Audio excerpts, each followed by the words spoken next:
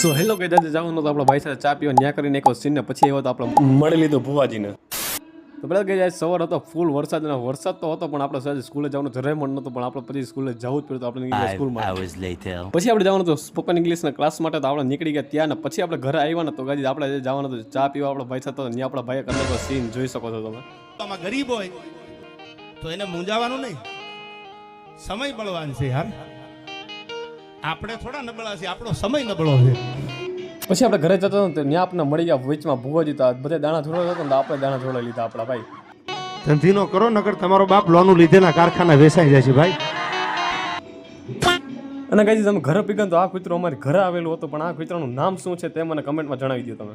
The next day. પછી અમે બે ભાઈઓ નીકળી ગયા દૂધ લેવા માટે. દૂધ લઈને આવ્યા તો આપણને વિચાર કર્યો કે ચલો ફોટોશૂટ કરવા જાય તો આપણે નીકળી ગયા ફોટોશૂટ કરવા માટે.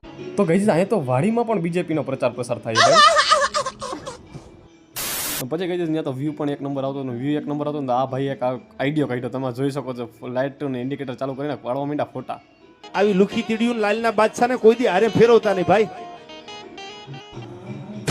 પછી આ ભાઈ ઘરે નો ગયા જ્યારે ને ત્યારે પોસ્ટો ઇન્સ્ટાગ્રામમાં મૂકવા માંડ્યા, સ્નેપો પાડવા માંડ્યા ભાઈ. ભાઈ હોશિયારના દીકરા છે તો સ્નેપચેટ વાપરે છે.